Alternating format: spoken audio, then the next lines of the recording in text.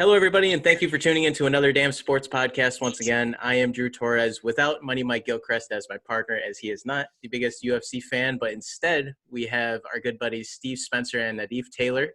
They have been on the podcast before to talk about the UFC, and they are huge fans and incredibly excited to see fights back on TV. Steve, how's it going, man? I'm doing well. How are you? Living the dream in this crazy quarantine world. And Nadif, how you doing, man? I'm doing great, man. How you holding up during this quarantine? Well, I'm working from home, so let's just say my wife and I are both still alive right now. We haven't strangled each other yet, so as good as it can get. Yeah, I know that all too well. Kristen hasn't killed me yet, which is definitely a victory. And Steve, you're going back to work soon, right? I go back Thursday. They called me last week and they asked if I was interested in coming back, and I said yes before she was even finished answering the question.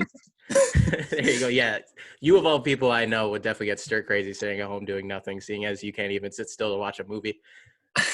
I'm losing my mind. All right. Well, hopefully your sanity can come back when you watch UFC 249 in Jacksonville, my team's homeland, which is going on this Saturday. What is this Saturday? May 9th. I'm losing track of what dates and days are. But we'll start with the stacked card, as this is probably the most stacked card I've ever seen, as obviously all of the fighters are fresh after taking such a long break. We'll start with the prelims, obviously. Even from the bottom, they're starting with such a great fight with number 10 ranked middleweight Uriah Hall facing number 14 Jacare Souza. Steve, we'll start with you. What do you think about this matchup? This is a great fight. Uriah Hall has consistently been one of those guys that is loaded with potential, but then for some reason he just doesn't always perform in the cage. He'll go from knocking out Gegard Mousasi with a spinning back kick to getting brutalized by Gegard in the very next fight. Jacare has fought a who's who. He's beaten the who's who. So he's been around. I gotta just go with the trend, and I think Jacare is going to take this fight. I think his wrestling will control Uriah, and he'll end up getting a submission, either a submission or a decision. Yeah, I mean, Uriah Hall, he's always been such an interesting prospect, because I remember watching The Ultimate Fighter Season 17 with John Jones and Chael Sonnen. And Uriah Hall had basically the greatest knockout in the history of the show, and you thought he was going to be the next Anderson Silva. He had an amazing stand-up game. But unfortunately, once he lost the final to Kelvin Gastelum. And then he's been so hot and cold in the UFC because you're right. It seems like his mental game just isn't there. Nadif, how do you think this fight's going to go? Oh, I agree 110%. It's just a matter of how focused Uriah can be. I actually think that this fight is one of the sneakier good fights on the entire card, just solely on the fact that Uriah never really wanted to get involved in grappling. And Souza is one of those guys that are world-class on the ground, but is kind of falling in love with the fight game. At age 40, he doesn't really have a lot to do. His title runs are probably over. So at this juncture, I think they're going to kind of stand and bang, and Souza's just going to see how good a strike game really is. All right. Well, you're predicting a pretty good fight, and I'm sure it's definitely going to turn out to be a good fight. Moving on to the next one, we have number 7 ranked strawweight, women's strawweight, Carla Esparza facing number 8, Michelle Waterson. Nadif, how do you think this fight's going to go? This one I'm actually quite torn on. I mean, it's two different worlds. Esparza is head and shoulders above Waterson when it comes to grappling. When it comes to striking, I don't think Esparza could even land a punch. So it's just a matter of whether Michelle can hold off the takedowns or if Esparza gets eaten alive. I love the Karate Hottie. She's one of my favorite female fighters, but Joanna was able to take her down on 3 occasions. So I think Esparza might do a little lay and pray. If Mark Coleman's the godfather of ground and pound, Esparza's the godmother of ground and pound, and we might see it. There you go. That's a good one. Honestly, the Karate Hottie nickname for Michelle Waterson is definitely fitting. I think she is very attractive. So I will be rooting for her in this fight. But Steve, what do you think of this fight? Who do you think is going to win? Nadif hit it right on the head. It depends on who can impose their will. And when it's a straight wrestler versus striker matchup, I'm always going to go with the wrestler. So I think Carla Esparza is going to take a decision. Yeah, that's true. Whenever you have a wrestler versus a striker, it's kind of just in the striker's case, you're hoping for that one lucky punch, but Yeah. before it, or like in Ben Askren's case against Masvidal, you're hoping for that flying knee that knocks him out before they get that takedown, So, but we'll see what happens with that fight. Moving on to the next fight in the prelims, it is a heavyweight bout between Alexei Oleinik and Fabricio Verdum. Verdum, obviously one of the greatest heavyweights of all time. He is a UFC vet. Oleinik, he's kind of a tumbling Russian dude. He's another one of those guys that just loves to brawl, I think. Well, he's a grappler, actually, right? World class, yeah. World class grappler, yeah. Okay, so Steve, we'll start with you. What do you think about this fight? I totally forgot about this fight. Verdum hasn't fought in 2 years. I believe he was suspended for a failed drug test. So it'll be really interesting to see how he looks after a 2-year layoff. Style-wise, they're both really good on the ground. Verdum obviously has the edge and experience. He's beaten everybody. I think he's top 3 heavyweights of all time, beaten Fedor, Kane, all those guys. I think their grappling might neutralize each other, and I think at that point you have to go with who has the better stand-up, and I think Verdum has long had extremely underrated stand-up. So I think Verdum will take this fight. I don't know if he'll finish Oleinik, but I think he'll take at least a decision. Yeah, I feel like whenever we see one of these matchups where it's two grapplers going against each other, kind of similar to when Ben Askren fought Damian Maia, it's like they can't grapple because they're both just going to cancel each other out, which means whoever has the better stand-up game is going to win the fight. Nadif, what do you think? Oh, I agree 110%. And Oleinik is actually known for not having the world's best gas tank. So I think Verdum is just going to kind of pick him apart here, even with the long layoff. Yeah, just looking at Oleinik, you're like, yeah, that dude doesn't seem like he's a cardio god, I mean, he swings hard. He's got that wrestling strength, but I just don't think he's going to catch him. Yeah, I think I would have to agree. I'm probably going to go with Verdum to win this fight as well. But we'll move on to potentially Nadif's main event. It's Anthony Pettis, welterweight bout versus Donald Cerrone, who is just coming off of that disappointing loss to Conor McGregor. Why are you so excited about this fight, man? We get to watch the GOAT. Anthony Pettis is the greatest fighter of all time. Period. Wow. Okay, that is a strong statement. It's all in the work. It's the body of work. I mean, I don't honestly. If I'm Donald, it's a great retirement fight for him. At least, like, he'll be on a highlight in his last fight. But this isn't even going to be close, man. Donald has the Alistair Overeem's chin is in Donald's abdomen. If you touch him there, he just crumbles. We've seen it before. He's got knocked out via body kick by Anthony Pettis in the past. So I don't see much has changed. Donald can grapple a little bit, but I mean, it's very, very underrated, but he's going to stand and bang. If you beat Pettis, you have to pressure him. DP, Pereira, RDA, Guida, they all pressure him. Donald just tries to use his length, and he's either going to get his abdomen kicked in or his head kicked off. Pettis, champ 2021. Let's go. I never knew you were such a big Anthony Pettis fan, but I mean, he is Showtime. He's an exciting fighter to watch. Steve, let's just do it this way. If Donald Cerrone wins this fight, how does he do it?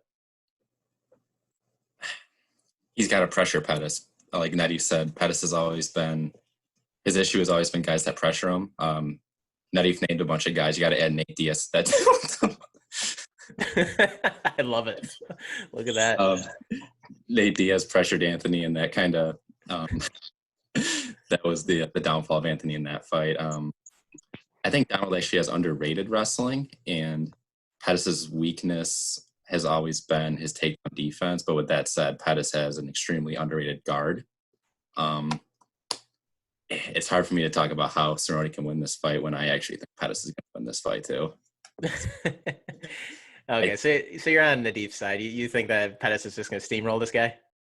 I think when they fought in 2013, I don't think either guy has evolved that much. I think they're kind of the same fighter, and in that case, you got to go with history's going to repeat itself. I think Anthony's going to kick Cerrone right in the stomach. He's going to fold just like the first time. It's just crazy, man. Like Donald Cerrone, he is had such a roller coaster career. Like there are times where you think he's a world beater, he's going to contend for a title, and then you think he's going to lose to the number 15 ranked guy. You know, There's no disrespect to Cerrone. I love Cerrone. It's just you can see it coming. He is a little bit of a roller coaster, but every single time someone shows him a little disrespect, he kind of crumbles. Or every time he's in a main event, and this is the people's main event, he's gonna crumble. So I mean, even when you watch the first fight, when they stepped to the center of the octagon, Pettis did not shake his hand, and he was kind of shook from that point. He tries to buddy you up. All the fights he wins, he's hugging his friend. He's hugging them like they're friends in the middle of the fight. Pettis is not going to hug him. He's going to kick his head off. yeah. I mean, with Donald Cerrone, it definitely seems like it's more of a mental game, and it's weird because he comes off as such a tough dude that just doesn't give a fuck. But when it comes to the bright lights, he struggles. He's in some serious danger this fight. I'll tell you that. Oh man, is he going to go the route of Stephen Wonderboy Thompson and just get knocked the fuck out? Is that what you're saying? I mean, I was very, I was monitoring my language, but Pettis doesn't give a fuck. Donald is screwed. I'll bet everyone just trail me. Guarantee you. Go ahead, book it now. Easy money, Pettis. Oh man, I am going to have fun clipping this episode. Nadif had a great point with Donald being buddy with fighters. I think back to the Matt Brown fight. Because before that fight, Donald was trying to be like buddy with Matt, and Matt just wasn't having it. And then for the first 2 rounds, like Matt was giving it to him. Matt was dropping him and all that. And then in the beginning of the third, Cerrone like reached for a hug and Matt did it. And I think that's like the only like thing he needed. And then he head kicked Matt. Mm-hmm. But he gets like some sense of security when he's like buddy with guys. Mm-hmm. Like if Connor or Nate, any of those guys, they just like see right through it. Donald's in trouble. That's so interesting. I never knew that about Cerrone, but I guess we'll see how Pettis comes out if he's like, fuck this guy. Oh, he comes out hard. He can't last. Don't get me wrong. He's got 2 rounds to finish it, or Pettis crumbles himself. But it took him 2 minutes last time. Donald's a slow starter. We're shooting for 90 seconds this time. Man, all right. Bold predictions from Nadif, but I guess we probably talked about this fight as much as we're going to talk about the main event on the main card. So why don't we move on to the highly anticipated main card for UFC 249. We'll start with the first fight, the curtain jerker. It's Greg Hardy, the very controversial Greg Hardy, former Dallas Cowboy, former NFL superstar. He's going to be in a heavyweight bout versus Yorgan De Castro. See, that's the thing with this guy. Like every time he fights against a guy, nobody knows who his opponent is. We'll start with you, Steve. What do you think is going to happen this fight? Greg Hardy he's a hard one to read. Yeah, he's like you said, very controversial. He has fought in a lot of he gets spoon-fed a lot of fighters at this point. I think he fought the Russian guy that Derek Lewis knocked out. His name is Volkanovski or Volkanov, however you pronounce his name. Yeah. He's really like 7 foot tall, dude. Alexander Volkov. And that was Greg Hardy's toughest fight, and Volkov totally picked him apart. I mean, I'm looking at the card right here that Yorgan doesn't even have a Wikipedia page, so I think it's going to be I think this is another spoon-fed for Greg Hardy, so I think the fight will end relatively shortly, probably within the first minute, because Greg Hardy comes out swinging. Well, this is definitely the matchup of the most badass sounding nicknames. We have the Prince of War versus the Mad Titan. So if the nicknames live up to the hype, then this is going to be a great fight. But Nadif, what do you think? I mean, the other thing is you got to see that Yorgan is 5'11" and Hardy's 6'5". So Hardy definitely struggled with Volkov's size. This is just putting him on a platter, just like all the other ones, very reminiscent of like the Juan Adams fight. And I guess the other dude likes to come in and bang, so we'll just see who outlasts. It's heavyweight, so you never know, but they're trying to hype up Greg Hardy a little bit, so it should be an easy night. It's just nuts, man. The guy got in trouble for tossing his girlfriend onto a pile of guns. Yeah. like what is with this dude? He's undefeated in all fights. This in and outside the UFC. Oh man! All right. Well, we'll move on to the next one. We won't give Greg Hardy more spotlight than he needs. We have a featherweight bout between longtime UFC vet Jeremy Stevens. He's ranked number 7 currently, and he's going against rising up-and-comer in Calvin Cater. He's ranked number 9. He's a very good fighter. Every time I've watched this guy fight, he's been very good. But Nadif, what do you think about this fight? This one's gonna be. I just have Cater destroying him personally. I don't think he's gonna put Stevens away. It's not as if Stevens goes out a lot, but anytime you have a power puncher versus someone that's a little technical, I'm always going to take the technicality over it. I think he just picks him apart on the feet for 3 rounds. Yeah, I mean, the only path to victory for Jeremy Stevens here is I think if he gets that one shot, because like you said, he's the power guy. He's not really the guy that's going to pepper you with combos and everything. Steve, do you agree with Nadif, or do you think Jeremy Stevens is going to somehow pull this out? I think on any other card, this fight's a surefire candidate for fight of the night. Jeremy Stevens, he hasn't taken that. He's been around forever, but he hasn't taken like an absurd amount of damage.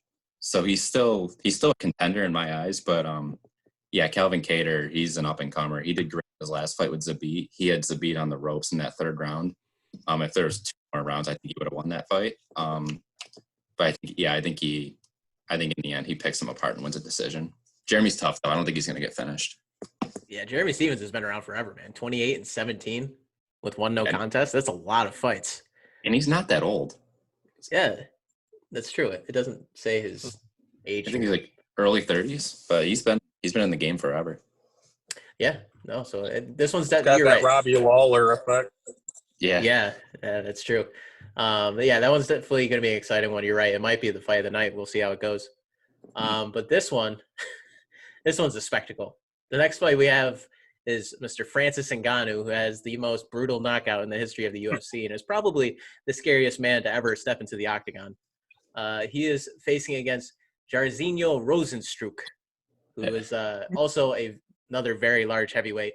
The last time we had a matchup like this between 2 very large heavyweights with Francis Ngannou was when he faced Derek Lewis, and that one was the most disappointing fight in UFC history. So we're hoping to not have a repeat of that. Nadif, do you think there's going to be a repeat? I think everyone is petrified of the same thing, and I think Dana is aware of that. So I do not foresee that happening again. I'm sure they're going to have a little pep talk before he actually steps in the octagon. But the interesting thing is, Francis, has he fought anybody yet since Derek Lewis that has the type of punching power that Rozenstruik has? Like maybe Francis just gets scared when he fights someone who has comparable power. No, I totally agree. I mean, because he knows the way he fights. He's going to go in there, and he knows he can land that punch. But if they can do it back, it's just because you can dish it out doesn't mean you can take it. Luckily, his fights on average last like a minute, so he doesn't have to take too much. Well, let's think of this. Since that loss to Derek Lewis, who has he fought since then? He's fought Curtis Blades, Cain Velasquez. Junior. Yeah, Junior Dos Santos. So guys with punching power, but nobody who has that aura of just like scariness, you know? Yes, exactly. Like Steve, what do you think? This fight hits home because we were supposed to see it in Columbus, Ohio. Oh, that's right. Before it got canceled. And I think Francis, well, let's start with Rozenstruik. He's fought Arlovsky and he's fought Overeem. And I think for a majority of that fight with Overeem was picking him apart. Granted, I think one of the best strikers in that division. His chin just always fails him. And that showed at the end of the fight. Rozenstruik knocked him out in like the last 10 seconds. I think Francis is the scariest guy that Rozenstruik's fought. Scariest guy in the division. But like we were talking about, there's definitely the possibility that this fight is a stinker, but then there's a possibility that it ends in 1 minute. I'm hoping that it ends in 1 minute. And I think Francis will take it. I mean, if any of you listening have not heard of Rozenstruik, however the hell you say his name. I have no idea. You had it right. Rozenstruik. If you haven't heard of this guy, just go search what he did to Alistair Overeem's lip. Is probably one of the most disgusting things you'll ever see. He busted that shit wide open. I mean, he has a good like kickboxing pedigree. I mean, the dude is not just undefeated in MMA. He's good. He's just Francis is Francis is frightening, man. I'll never bet against him, man. Yeah, I'll definitely pick Ngannou in this fight just for this mere scare factor. But we'll move on to the co-main event of the night. It's the only championship bout that we have for the evening. It's Henry Cejudo, the bantamweight title holder, facing the comeback kid, Dominic Cruz. The man has not fought in forever. I honestly forget that he's a thing half the time because he's always goes on such these long hiatuses due to injury. But he's coming back and he's getting a title shot right away. Steve, what do you think of this fight? 5 years ago, this would have been a no-brainer. I would have picked Cruz all day. Yeah. I think Cruz is the best in that division. I like the background, Nadif. And Cruz has shown that he can come back after long layoffs and win the belt. He did it against Dillashaw in 2016. But he's not getting any younger. And can he keep doing that? You're not going to be able to do it every single time. And I think people have a weird habit of underestimating Triple C. I know I have. I underestimated him in the Mighty Mouse fight the second time, and he ended up winning the fight by controversial decision, but nonetheless, I think Cruz has the best fight IQ in the UFC, and he wouldn't have taken this fight if he thinks that he can't win it. So I think Cruz, he's going to show why he's the best in that division. I think he's going to win the belt after another 3-year layoff. All right. And prove that ring rust is not a factor for him. Yeah, I mean, because he's always the proponent that ring rust isn't the thing, you know. Like I've been able to come back after all these breaks and still whoop ass. Yeah. Nadif, what do you think? The thing you don't know is that my second favorite fighter is Dominic Cruz. So I am the most hyped man you can find in the business right now when it comes to this fight card. Here's the deal with Dominic Cruz. Outside of him being the second greatest fighter of all time, there's a difference between wrestling and freestyle wrestling. Like Henry Cejudo is a world champion in 2008 in freestyle. That's a lot of upper body stuff. When it comes to like MMA wrestling and folk style wrestling, that's a different. It's not even comparable.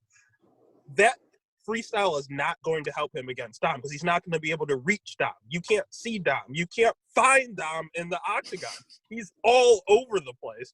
When it comes to Dominic Cruz, when I went back and I watched the Marlon fight, because that's the only fight we have Henry at 135 against someone decent, he was getting picked apart with jabs and leg kicks. Dom could do that for 50 minutes, not 25 minutes. This is not even going to be close. I'm telling you right now, he is going to – he's not a finisher.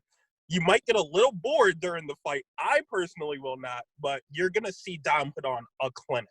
And he might be the larger and faster fighter. Here. Let me ask you this. Were you a huge WEC fan back in the day?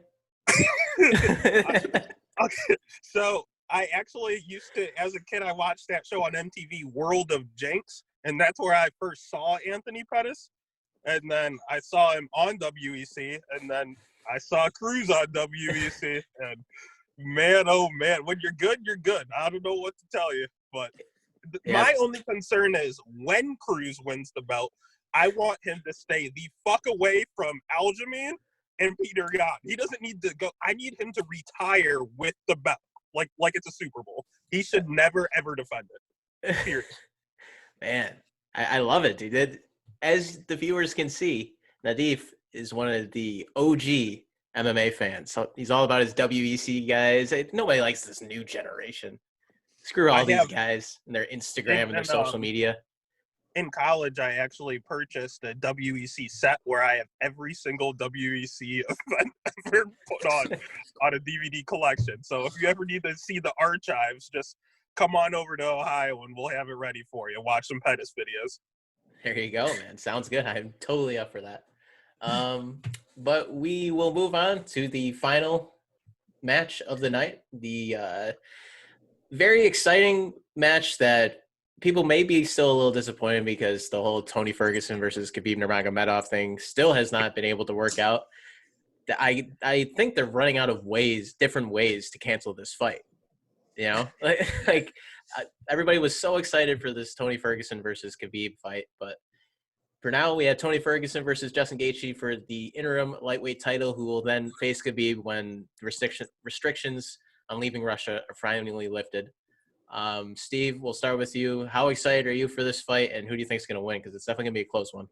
I love this fight. This fight's going to be a bloodbath, just based on both of their, one, personalities, and two, how they fight.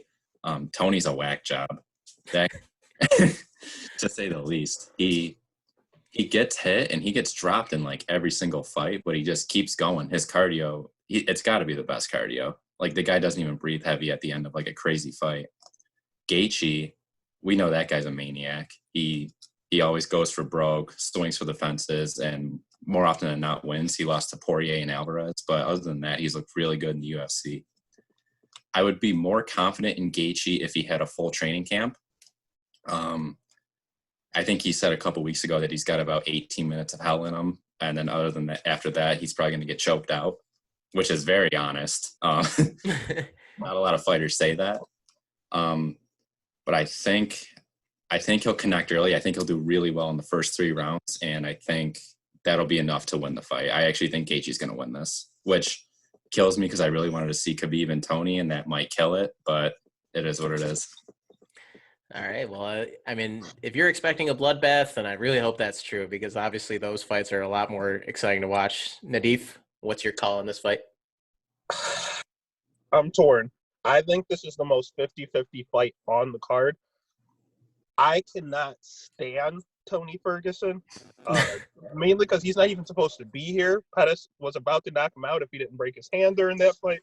But he's just, I don't know if it's the breakdancing as he comes to the ring or the fact that he just keeps screaming all the press conferences, but he's going to win. I mean, hands down, when you look at the fights that Gaethje lost, he lost to, as Steven aforementioned, Alvarez and DP. And they landed, both of them, you had to go through hell to beat Gaethje. And both of them landed over 160 significant strikes during that fight, and they broke him down. Tony, on average, has 180 significant strikes. He is going to do the exact same thing. It's the same recipe. It's the only way to beat Gaethje, and Tony has the tools to do it, unfortunately. All right. Well, I'm sorry that you sound so disappointed about that. That is the first time I've ever heard someone just say they hate Tony Ferguson. Like, you were going to root for Khabib, weren't you? I prefer Gaethje wins just so that we can get rid of this interim belt and actually fight for the real thing. I know if Tony wins, something's going to happen and we're going to have a different interim belt. But if the fight did happen, would you have rooted for Khabib or Tony? Oh, definitely Khabib. You're like the only person I know that would have. They're both just holding the belt for Pettis' 2021 championship ring. It doesn't matter. Oh, man. All right. Well, I know you guys kind of alluded to your picks as we went through, but I just want to lock down everybody's picks for the main card so that we can track it while we're watching on Saturday. Does that sound good? Mm-hmm. Perfect. All right. So we'll start with the first fight, Greg Hardy versus Yorgan De Castro. Nadif, what do you think? Hardy. All Finish. Right. First round. All right. And Steve? Hardy. All right. That's what I thought. And I'm going with Mr. Greg Hardy as well. So no differences there. We'll all be kind of rooting for Greg Hardy, I guess. I have to say that lightly. We'll move on to the next fight, Jeremy Stephens versus Calvin Kattar. Steve? Calvin Kattar. Okay. And Nadif? I'm going to go with Kattar as well. Okay. So we are in agreement there. Let's see if there's any differences. I think these next 3 fights, we might have some differences here. Francis Ngannou versus Rosenstrike. Nadif?